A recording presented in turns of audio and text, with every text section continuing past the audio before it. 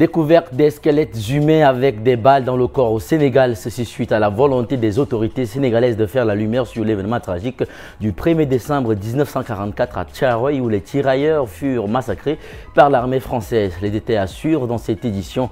André Dokoy Fofo est le nouveau patron qui dirige désormais l'opération Mirador qui a pour objectif de lutter contre les attaques terroristes au nord du Bénin. Les détails à retrouver également dans ce journal.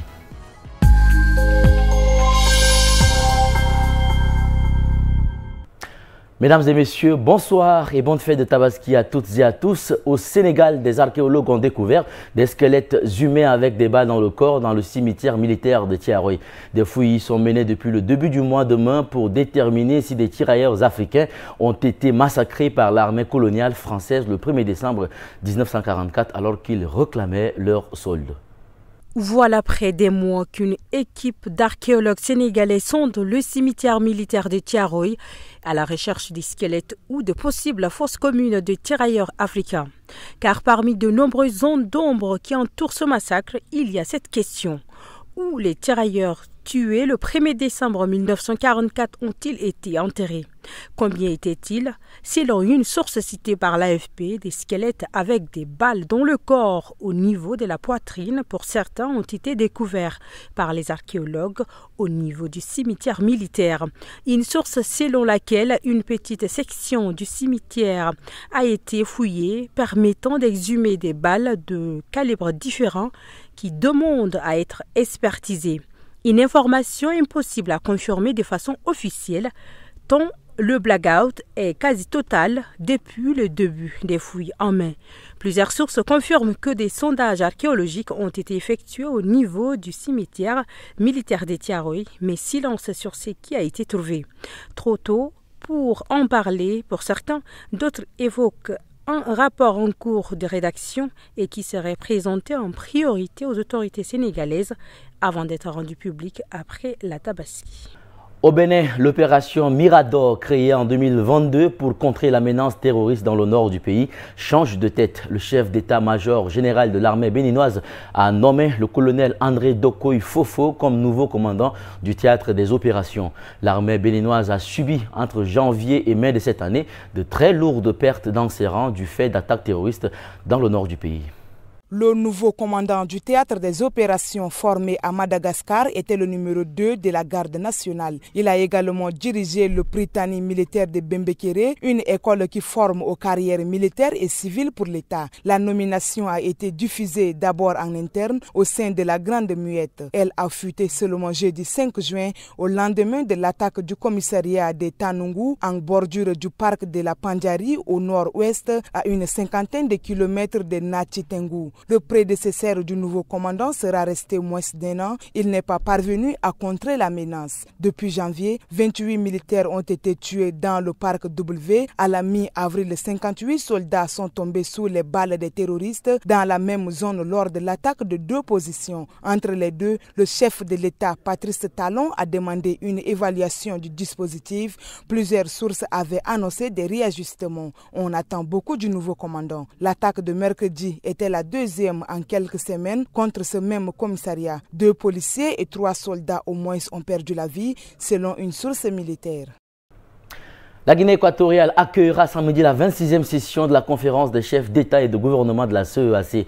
Le président gabonais Brice Clotaire Oligui Nguema a pris de l'avance en débarquant à Malabo dès mercredi soir. Il s'agissait d'avancer sur la question du litige frontalier entre les deux pays après la décision de la Cour internationale de justice le 19 mai 2025, plutôt favorable à la Guinée équatoriale.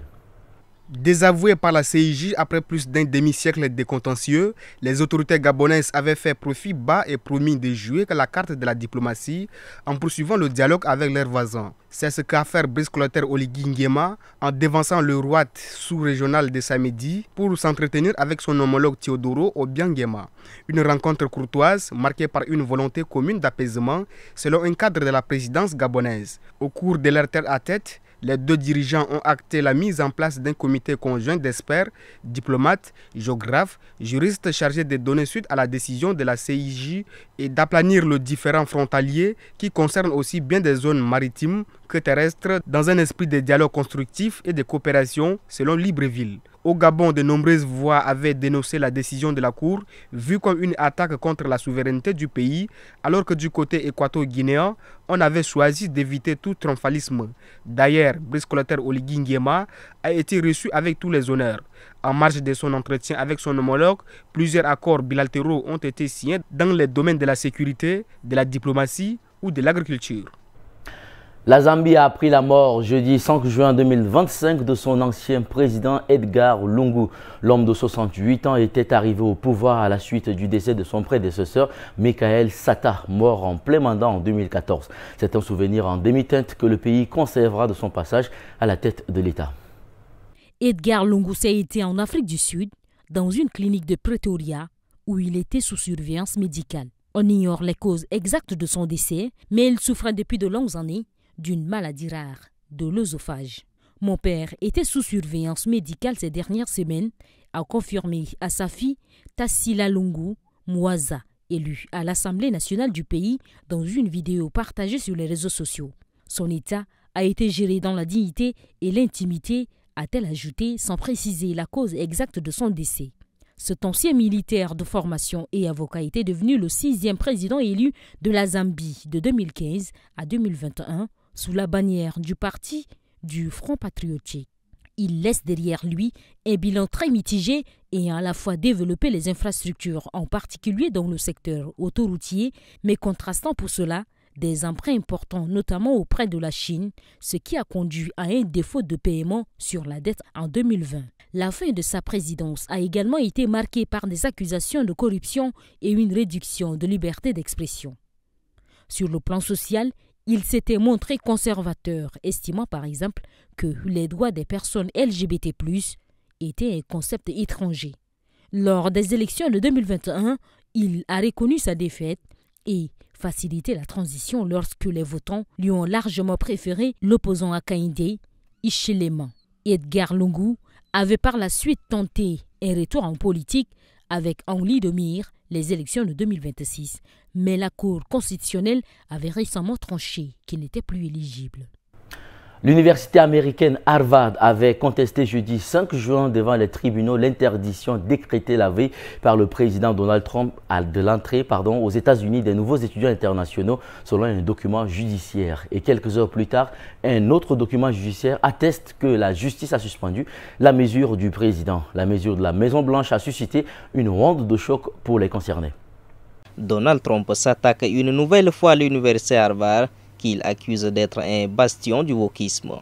Mercredi soir, l'ex-président a annoncé vouloir restreindre l'entrée aux États-Unis des étudiants étrangers inscrits à Harvard, une mesure immédiate, valable 6 mois, qui viserait ceux venant exclusivement pour y étudier. L'université n'a pas tardé à réagir. Jeudi, elle a déposé une plainte devant la justice dénonçant une campagne de représailles orchestrée par le gouvernement Trump. Une juge fédérale a aussitôt suspendu la mesure, évoquant un préjudice immédiat irréparable. Harvard, déjà privé de 3 milliards de dollars de subventions, est depuis des mois dans le viseur de l'ancien président. Elle refuse notamment de se soumettre à un contrôle de ses programmes, conditions exigées pour conserver les aides fédérales. Fin mai, une première tentative du gouvernement Trump avait échoué. Il voulait retirer à Harvard sa certification pour accueillir des étudiants étrangers. Trump s'en prend à notre université parce qu'elle refuse ses exigences illégales. Il veut briser nos rêves. Cette année, Harvard compte près de 6700 étudiants internationaux, soit plus d'un quart de ses effectifs. Le bras de fer entre l'université et Donald Trump ne fait que commencer. Et c'est la fin de cette édition, mesdames et messieurs. Merci de l'avoir suivi. Très bon suite de programme sur Tchad Info TV, votre chaîne d'information.